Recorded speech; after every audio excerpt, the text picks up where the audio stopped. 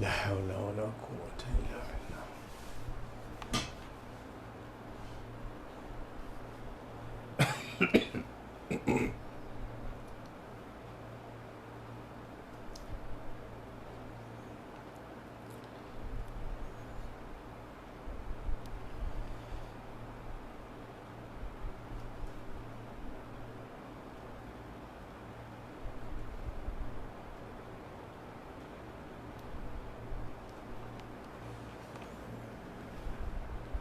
হাওয়াটাকে উপরে তুলতে পারো, এটাকে তুলে দেন উপর থেকে।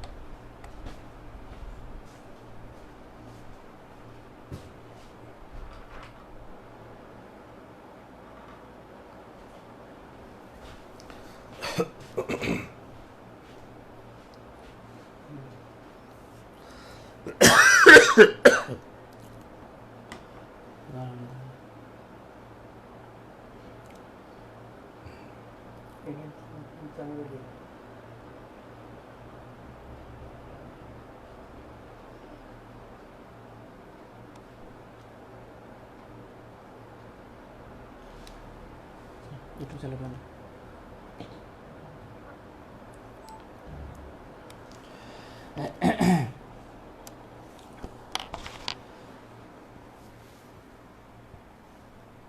আসসালামু আলাইকুম ওয়া রাহমাতুল্লাহি ওয়া বারাকাতুহু। এইটা সাউন্ড দিই।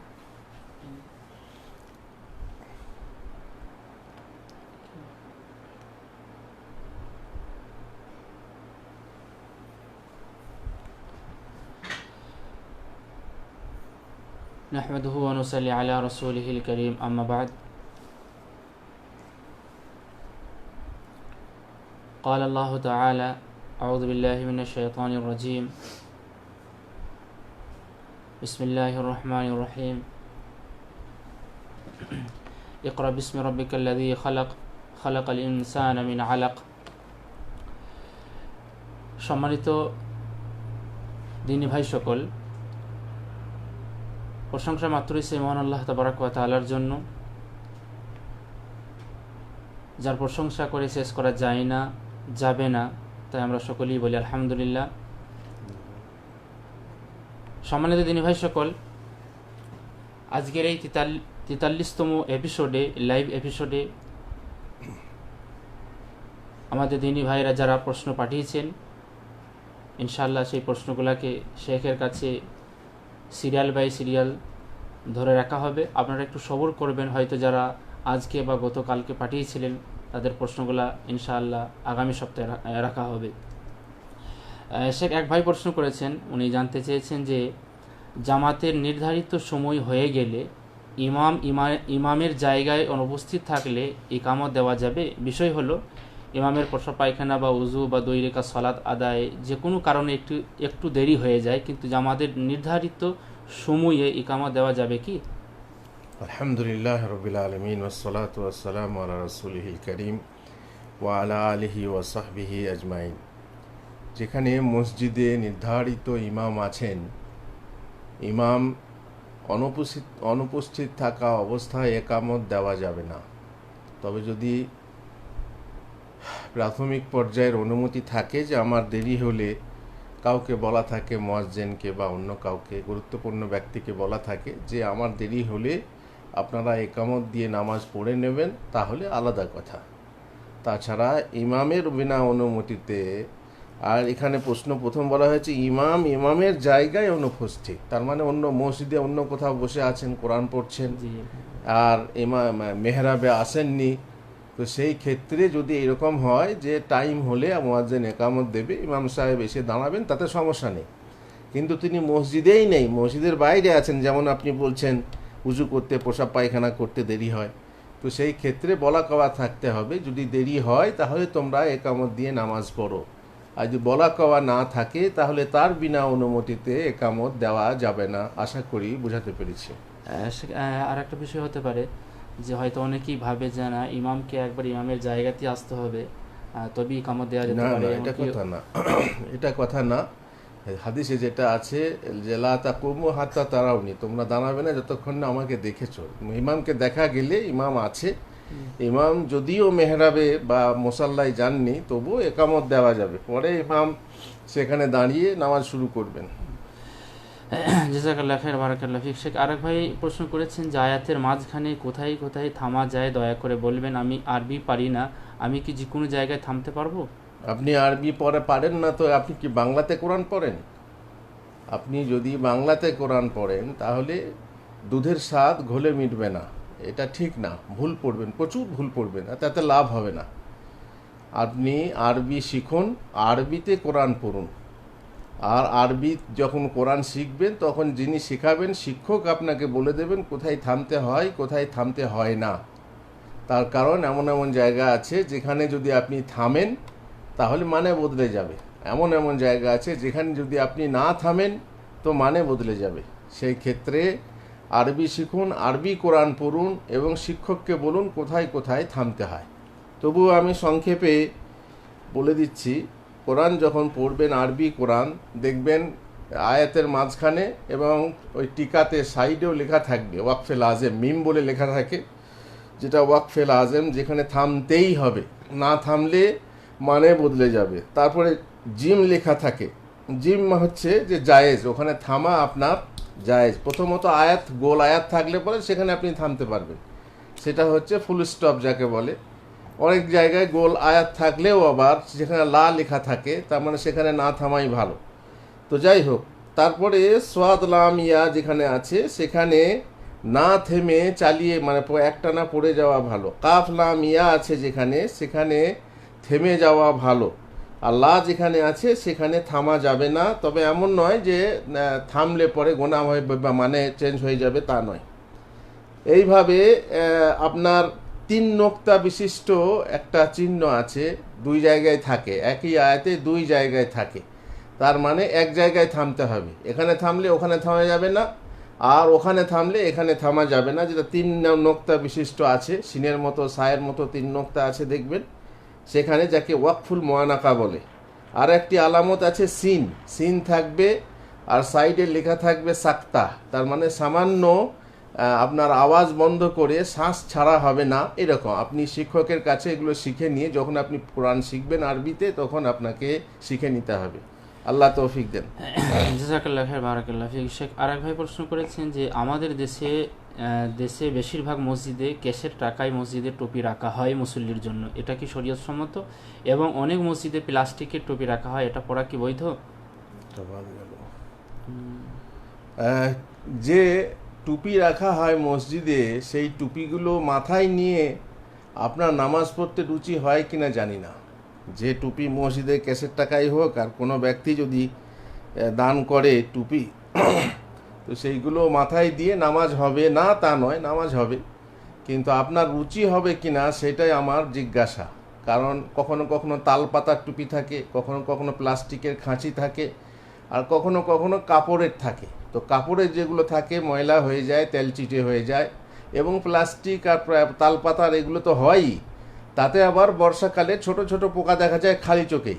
আর যদি দূরবীন কী বলে, দূরবীন বলছে, মাইক্রোস্কোপ দিয়ে দেখেন তাহলে তো আরও দেখতে পাবেন কত রকমের ওখানে ভাইরাস, কত রকমের পোকা আছে। আর সেইগুলো আপনি মাথায় দিয়ে, আর তেলচিটে তেলচিটে গন্ধ মাথায় দিয়ে নামাজ পড়েন, এইটা আমাকে অবাক লাগে। এটা আপনি আপনার রুচি হয় কিনা জানি না, এটাকে আমি ভালো মনে করি না। যেমন মসজিদের উজুখানার সামনে গামছা লটকে দেওয়া, আর যে উজু করবে সেই তাতে হাত ধোবে, হাত মুছবে, মুখ মুছবে, এটাও মানে ঠিক না। এক তো দৃষ্টিকটু, তারপরে রুচি হয় কি করে মানুষের, বিশেষ করে ভাইরাস করে যে ভাইরাল হয়ে গেল। তো সেই ক্ষেত্রে ভেবে দেখা দরকার। যদি টুপি পরিষ্কার পরিচ্ছন্ন থাকে তাহলে আলাদা কথা, কিন্তু পরিষ্কার পরিচ্ছন্ন করা হয় না, এগুলো সাবান দিয়ে ধোয়া হয় না, কারো মাথা ব্যথা নেই, না মুসল্লিদের আর না ইমাম সাহেবের। আর ইমাম সাহেবের দায়িত্ব নেই, হয়তো ইমাম সাহেব করবেন না, কোনো মুসল্লি যদি করেন তাও হয়। মোট কথা এসব ঠিক না, সব নিজে নিজে টুপি নিয়ে এসে বা বাড়ি থেকে সৌন্দর্য অবলম্বন করে মসজিদে এসে নামাজ পড়বে, এটাই হচ্ছে উত্তম। জাযাকাল্লাহ খাইর, বারাকাল্লাহ ফিক। শেখ আরেক ভাই প্রশ্ন করেছেন যে সূরা আনামের 54 নম্বর আয়াতের মাধ্যমে সম্ভাষণ সালামুন আলাইকুম বলেন, এটা কি বলা যায়? নিশ্চয়ই কোরআনে আছে, তখন বলা যায় সালামুন আলাইকুম, সালাম, শুধু সালাম বলা যাবে, কিন্তু উত্তম হচ্ছে আসসালামু আলাইকুম ওয়া রাহমাতুল্লাহ, আর যদি আরও বাড়ান ওয়া বারাকাতু, এটা হচ্ছে উত্তম। আবার কখনো একবচন ব্যবহার করা হয় সালামু আলাইক। আসসালামু আলাইক ব্যবহার করা যাবে, আসসালামু আলাইক, ওয়ালাইকাস সালাম, এগুলোও ব্যবহার করা যাবে। জাযাকাল্লাহ খাইর। শেখ আরেকভাবে প্রশ্ন করেছেন যে কিছু ভাইকে দেখা যাচ্ছে প্যান্ট পরছে ইন করে সালাত পরা যাবে কি? এতে শরীরের গঠন বোঝা যাচ্ছে, একটু যে বিস্তারিত সালাত বলবেন। পড়া যাবে, সালাত হবে। ইন করে যেটা পড়া হয়, আর ইন করে না পড়লেও তো পাছার, মানে প্যান্ট যারা পরে, টাইট ফিট প্যান্ট পরে, তাদের পাছার ওজন বোঝা যায়। এবং সেজদা করা অবস্থায় অনেক সময়ে ইন করে না পড়লে ছোট হওয়ার কারণে, গেঞ্জি বা শার্টটা ছোট হওয়ার কারণে মাঝখানে একটা ফাঁক সৃষ্টি হয়। মানে প্যান্ট এবং গেঞ্জি বা শার্টের মাঝে একটা ফাঁক তৈরি হয়, সেই ফাঁকটা কিন্তু নাভির নিচের অংশ পড়ছে, আর এই অংশটা বের হয়ে গেলে সালাত বেকার হয়ে যাবে, বাতিল হয়ে যাবে। সেক্ষেত্রেও যারা ইন করে পড়ে তাদের হয়তো বের হয় না, এরকম হতে পারে। কিন্তু এরকম লেবাস ঠিক না, এই লেবাস মুসলিমদের নয়, ইউরোপী লেবাস, ইউরোপ থেকে এসেছে, যেটা ঠিক নয়, ব্যবহার করা ঠিক না। শরীয়ত অনুযায়ী হলে ঢিলে ঢালা হতে হবে, সতর ঢাকতে হবে, তবে সেই লেবাস দিয়ে সালাত হবে, নচেত সালাত বাতিল হয়ে যাবে। কোন সময় বাতিল হবে সেটা বলা হলো। জাযাকাল্লাহ খাইর। শেখ আরেক ভাই প্রশ্ন করেছেন যে আমাদের মসজিদে ইমাম কোনো ভুল করলে প্রচলিত ভুল নিয়মই সহসিজদা করে নামাজ শেষ করে, এক্ষেত্রে আমরাও তার সাথে নামাজ শেষ করতে হয়, এক্ষেত্রে আমার করণীয় কি? আপনার করণীয় ইমামের অনুসরণ করা। ওই ইমামের পেছনে যখন আপনার সালাত শুদ্ধ মনে করেন, তখন ওই ইমাম সাহেব যেভাবে সহসিজদা দিচ্ছেন আপনাকেও দিতে হবে। আপনার করণীয়, আপনি মুক্তাদি ইমামের অনুসরণ করবেন। জাযাকাল্লাহ খাইর। শেখ আরেক ভাই প্রশ্ন করেছেন যে দানাদার শস্য জমিতে থাকা অবস্থায় দাম নির্ধারণ করে অগ্রিম কেনাবেচা করা যাবে কি? যে করা যাবে, যদি মানে ফসল পাকার কাছাকাছি হয়, হলুদ বরণ ধারণ করে, এবং আপদ বিপদ থেকে যে আপদ বিপদ থাকে সেগুলো পার হয়ে যায়, করা যাবে। জাযাকাল্লাহ খাইর। শেখ আরেক ভাই প্রশ্ন করেছেন যে শেখ, আমি অনেক বড় পাপী, আমার পাপগুলো আমার পাপগুলো ছেড়ে দিয়ে কিভাবে কিভাবে আল্লাহর দিকে ফিরে যেতে পারি? পাপগুলো ছেড়ে দিয়ে কিভাবে আল্লাহর দিকে আগিয়ে যাবেন? তওবা নাসুখ করতে হবে, তার মানে বিশুদ্ধ তওবা করতে হবে।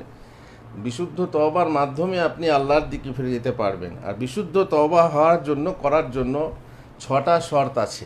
সংক্ষেপে বলি, আশা করি অন্য কোনো আমার বই আছে, পাপ ও তার শাস্তি, আপনি পড়তে পারবেন ইনশাআল্লাহ। পাপ ও তার শাস্তির মুক্তির উপায়, এই বইটা আপনি পড়বেন, আশা করব। তওবা বিশুদ্ধ করার জন্য 6টা শর্ত। নম্বর 1 হচ্ছে যে আপনি আল্লাহর ওয়াস্তে, কেবল আল্লাহর ওয়াস্তে তওবা করবেন, ইখলাসের সাথে, অন্য কারো জন্য নয়, কারো কোনো কিছুর উদ্দেশ্যে নয়, মাল পাওয়ার উদ্দেশ্য নয়, বিয়ে করার উদ্দেশ্যে নয়। আশা করি বুঝতে পেরেছেন। অন্য কাউকে সন্তুষ্ট করার জন্য তওবা করবেন না। 2 হচ্ছে যে পাপ করছেন তা এখনই বর্জন করবেন।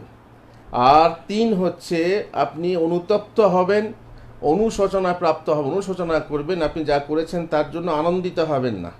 আর 4 নম্বর হচ্ছে যে সেই পাপ আর জীবনেও করবেন না, এরকম দৃঢ় সংকল্প করবেন।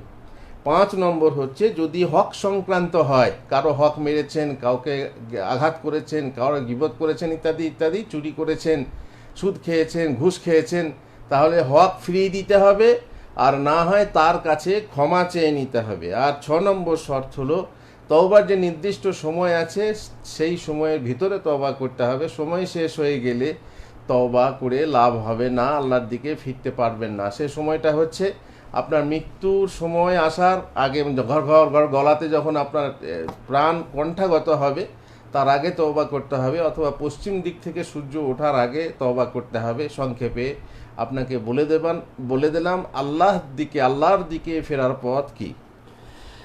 জাযাকাল্লাহ খাইর, বারাকাল্লাহ ফিক। শেখ আরেক ভাই প্রশ্ন করেছেন যে ইহুদি খ্রিস্টানদের বিরুদ্ধে জিহাদ করতে গিয়ে অনেক মুসলিম আত্মঘাতী বোমা হামলা করে মারা যাচ্ছেন, আখিরাতে এদের পরিণাম কি হবে? আখিরাতে পরিণাম আল্লাহ তাআলা দেখবেন, যে সে আত্মঘাতী বোমা হামলা করতে নিরুপায় ছিল কি না, সেখানে কোনো মানে কি বলে, মাসলাহাত যাকে বলে আর কি, সেখানে কোনো কল্যাণ ছিল কি না, নাকি সে আত্মঘাতী করতে গিয়ে আত্মহত্যা করেছে, সেটা আল্লাহর বিচারে হবে, সেটা আমরা বলতে পারছি না। আত্মঘাতী হামলা কখনো প্রয়োজনীয় হতে পারে, কখনো অপ্রয়োজনীয় হতে পারে, কখনো উপকারী হতে পারে, কখনো অপকারী হতে পারে, যেমন শুনছেন দেখছেন। যেমন হবে সেই রকম তার বিচার হবে আল্লাহর কাছে। জাযাকাল্লাহ খাইর। শেখ আরেক ভাই প্রশ্ন করেছেন যে বিভিন্ন ইতিহাস গ্রন্থে আলী রাদিয়াল্লাহু তাআলা আনহুর হত্যাকারী ইবনু মুলজামকে খারিজি বলা হয়েছে। প্রশ্ন হচ্ছে, ইবনু মুলজামের মতন খারিজিদেরকে যদি রাষ্ট্রীয়ভাবে মৃত্যুদণ্ড দেওয়া হয় অথবা খারিজিরা স্বাভাবিকভাবে মারা যায়, তাহলে তাদের জানাজা পড়ার বিধান কি হবে? দেখুন, এর থেকে এর কথা হচ্ছে খারেজি যে সে কাফের কি না, আপনি যার জানাজা পড়ার কথা বলছেন সে কাফের কি না। যদি কাফের হয়, যদি ওলামারা বলেন যে হচ্ছে কাফের, এরা হচ্ছে কাফের, তাহলে তার জানাজা পড়া যাবে না। খুব সহজ কথা। যেমন অনেকেই বলে বেনামাজির জানাজা পড়া যাবে কিনা। ভাই, বেনামাজি কাফের কিনা সেটা জানলেই হবে, তেমনি খারেজি কাফের কিনা সেটা জানলে তাহলে বুঝতে পারবেন তার জানাজা পড়া যাবে কি যাবে না। এখন খারেজি কাফের না আমভাবে বলা মুশকিল আছে। যে খারেজি বলতে যে সে সত্যি শাব্দিক অর্থে খারেজি, আর খারেজি বলতে শুধুমাত্র খারেজিদের কিছু গুণ তার মধ্যে আছে, দুটোর মধ্যে পার্থক্য আছে। মানে হুয়া খারেজি আর ফি হে মানাল খরুজ, দুটোর মধ্যে পার্থক্য আছে। কাকে কাফের বলবেন, কাকে কাফের বলবেন না, সে নিয়ে ওলামাদের মতভেদ এই জন্যই আছে। যেহেতু খাওয়ারেজ সবাই কিন্তু এক সময় নয়, কেউ এক সমান নয়, তাদের মধ্যে কেউ কাফের নয়। অতএব যেমন হযরত আলী রাদিয়াল্লাহু তাআলা আনহু খারেজিদের বিরুদ্ধে যুদ্ধ করার আগে তিনি বলেছেন, তাদের ব্যাপারে জিজ্ঞাসা করা হলে তিনি বলেছেন, ইখওয়ানুনা বাগাও আলাইনা, আমাদেরই ভাই। দেখছেন, তার মানে কাফের না। হোম মিনাল কুফরে ফাররু, তারা কুফর থেকে মানে ভেগেছে, পলায়ন করেছে, তার মানে কুফর থেকে বাঁচতে চেয়ে এইসব করছে, তো তারা কাফের, মোট কথা কাফের নয়। আর কিন্তু অন্য হাদিসে যেটা আছে, ইয়ামরুকুনা মিনাদ-দ্বীন মুরুকাস সাহমি মিনার রামিয়া, তাদের এমন অবস্থা হবে যে দিন থেকে এমন বেরিয়ে যাবে যেমন তীর শিকার ভেদ করে বেরিয়ে যায়, তার মানে দিন থেকে খারিজ হয়ে যাবে। তারপরে বলা হয়েছে হুম কিলাবু আহলিন নার, তারা জাহান্নামীদের কুকুর, এ কথাও বলা হয়েছে। তারপরে বলা হয়েছে যে অন্য এক হাদিসে আছে যে তারা মুসলিমদেরকে, যেমন কোনো সাহাবাকে তারা কাফের বলেছে। এবার যদি কেউ সাহাবাকে কাফের মনে করে, মুয়াবিয়া ইত্যাদিকে যদি কাফের মনে করে, তাহলে বুঝতেই পাচ্ছেন যে ব্যক্তি কোনো মুসলিমকে কাফের বলবে, এখন কোনো মুসলিম রাষ্ট্রনেতা তাকে কাফের বলছে, সে যদি কাফের না হয়, তো যে মুসলিমকে কাফের বলবে সে নিজে কাফের। এই হিসাবে এইসব হিসাব করতে গিয়ে যদি দেখা যায় যে হ্যাঁ প্রকৃতপক্ষে খারেজি, যে খারেজির যে অর্থ আছে প্রকৃতপক্ষে খারেজি, সে কাফের, তার জানাজা পড়া যাবে না। আর যে প্রকৃতপক্ষে খারেজি নয়, খারেজির কিছু গুণ হয়তো তার মধ্যে চলে এসেছে, তাহলে তাকে কাফের বলা যাবে না। এইগুলো আমভাবে মানে দূর থেকে বলে দিলাম যে খারেজি কাফের, তা কিন্তু ঠিক না, বা নির্দিষ্ট করে বলা যাবে না, কোনো ব্যক্তি বিশেষের জন্য নির্দিষ্ট করে বলা যাবে না। জাযাকাল্লাহ খাইর, বারাকাল্লাহ ফিক। শেখ আরেক ভাই প্রশ্ন করেছেন, উনি জানতে চেয়েছেন যে বর্তমানে রাসূলুল্লাহ সাল্লাল্লাহু আলাইহি সাল্লামের কবরটি সবুজ গম্বুজ দ্বারা সুশোভিত করে রাখা আছে। কবরকে সবুজ গম্বুজ দ্বারা সুশোভিত করার ফজিলত জানতে চাই।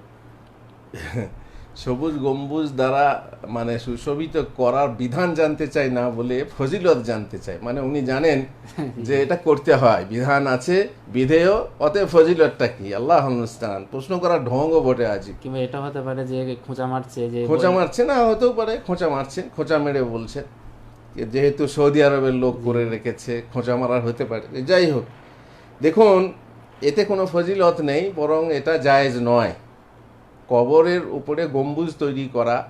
তবে তার আগে বলে রাখি যে রাসূলুল্লাহ সাল্লাল্লাহু আলাইহি ওয়াসাল্লামের কবরের উপরে গম্বুজ তৈরি হয়নি, বরং আয়েশার ঘরের উপরে গম্বুজ তৈরি হয়েছে, বরং তার কবরের উপরে ঘর বানানো হয়নি। আয়েশার ঘরের ভিতরে তার কবর হয়েছে, আবু বকর ওমরের কবর হয়েছে, দুটো পার্থক্য আছে। তবুও ওইভাবে আয়েশার ঘরের ওপরে গম্বুজ তৈরি করা, সবুজ রং দেওয়া, এটা ভালো মনে করা, এগুলো ওলামারা পছন্দ করেননি। সেই যুগ থেকে, সাহাবাদের যুগ থেকে আজও পর্যন্ত বহু আলেম ওলামা এর বিরোধিতা করেছেন। তাহলে আপনি প্রশ্ন করবেন কেন রেখে দেওয়া হয়েছে? রাজনৈতিক কারণে, ফিতনার ভয়ে, যে কোনো ফিতনা হয়ে যাবে মুসলমানদের মাঝে, আর ওই জাহেলদেরকে, যারা মূর্খ, যারা বুঝবে না, মানবে না, তারা যেমন হয়েছিল যখন বাকিউল গারকাদে অনেক গম্বুজ ছিল, সেগুলোকে ধ্বংস করা হয়েছিল। তারপরে ওয়াহাবি নাম বলে ওয়াহাবি বদনাম করা হয়, যারা এটা করেছিল তাদের বিরুদ্ধে সারা বিশ্বের যারা সুফিপন্থী ছিল তারা ক্ষিপ্ত হয়েছিল এবং রাসূলুল্লাহ সাল্লাল্লাহু আলাইহি ওয়াসাল্লামের কবরের পর্যন্ত বলা হয়েছিল, কিন্তু সেই ফিতনার ভয়ে সেটা কিন্তু করা হয়নি, আজও পর্যন্ত থেকে গেছে। আর ওলামারা বলছেন যে যে কি বলে ইসলামী সরকারের এটা উচিত আল্লাহ রসুল সাল্লাল্লাহু আলাইহি ওয়াসাল্লামের কবরকে মসজিদ থেকে বাইরে আলাদা করে দেওয়া এবং সবুজ গম্বুজকে সাধারণ গম্বুজ করে দেওয়া। বহু আলেম ওলামা বলেছেন। আর আছে বাণী যে বিধেয় করতে হয় আর তার ফজিলত কি তা কিন্তু নয়।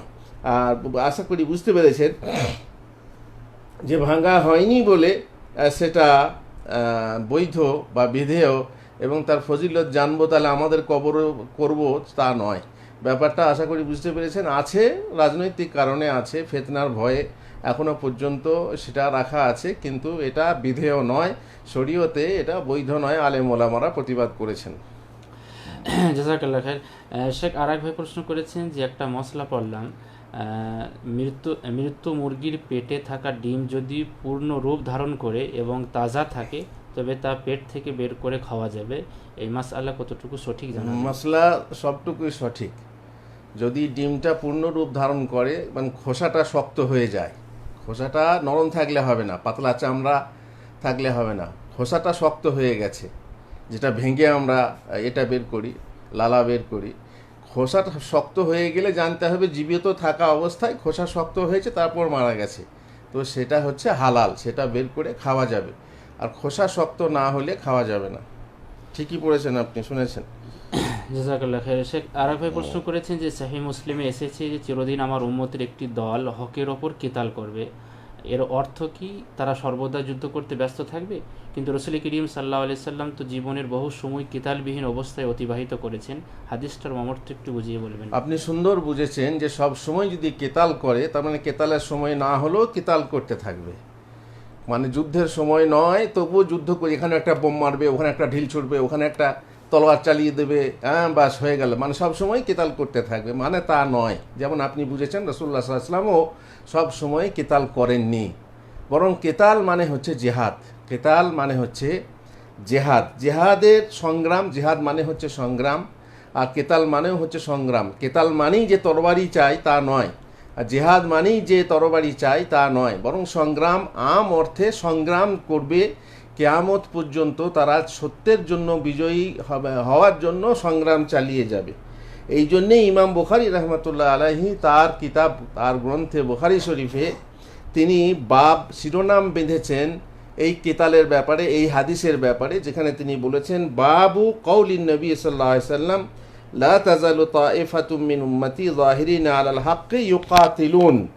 তারপরেই তিনি বলেছেন ওয়াহুম আহলুল ইলম, ওয়াহুম আহলুল ইলম, তারা যারা কিতাল করতেই থাকবে, সংগ্রাম করতেই থাকবে, তারা হচ্ছে আহলে ইলম, আওয়ামা ওলামা সম্প্রদায়, তারা কিতাল করতেই থাকবেন। আর তার মানে শুধু মানে তরবারি দিয়ে কেতাল তা নয়, কলম দিয়ে কেতাল হয়, লিসান দিয়ে কেতাল হয়, এগুলো করতেই থাকবে। তাহলে বুঝতে পেরেছেন আপনার মতোই যে কেতাল করতেই থাকবে, তার মানে কেতালের সময় নয় তাও তরবারি নিয়ে বা বোম নিয়ে এখানে ওখানে ফোড়াতে থাকবে, তা নয়, এটা কিয়ামত পর্যন্ত থাকবেন। আর ইমাম বুখারী রাহমাতুল্লাহ আলাইহি ব্যাখ্যা অনুযায়ী তারা হচ্ছেন আহলুল ইলম, ইলম অনুসন্ধান করতে থাকবে, তার প্রচার করতে থাকবে, আমলে উদ্বুদ্ধ করতে থাকবে ইত্যাদি, সংগ্রাম করতে থাকবে। যখন তরবারি ধরার সময় আসবে তখন তরবারি ধরবে। আপনি ঠিকই বুঝেছেন। জাযাকাল্লাহ খাইর। শেখ আরেক ভাই প্রশ্ন করেছেন যে আমার প্রশ্ন হলো সাত্তারুল এই নামটার অর্থ কি, আর কোনো নামের যদি ভালো কোনো অর্থ না থাকে আর খারাপ কোনো অর্থ যদি না আসে তাহলে এই ধরনের নাম কি রাখা যাবে? আর একটা কথা আমি বলে রাখি, আমার একটা বই আছে অনুবাদ করা অবশ্য, সালাফিয়াত পরিচিতি, সালাফি কে কারা ইত্যাদি, ওই বইয়ে এই কথার উল্লেখ আছে এবং এর ব্যাখ্যা দেওয়া হয়েছে। আল্লামা আলবানী রাহিমাহুল্লাহর কথা, এই হাদিসের ব্যাখ্যা ওখানে উল্লেখ করা হয়েছে, আশা করি পড়ে নেবেন, ওয়েবসাইটেও আছে আর ছেপেও গেছে। এখানে যে প্রশ্ন বলা হলো যে সাত্তারুল, দেখুন এই যে উল উল বলে যে নামগুলো বলা হয় আসলে এগুলো ভুল, এগুলো ভুল। রবিউল, তারপরে শরীফুল, হাসিবুল, এগুলো ভুল নাম।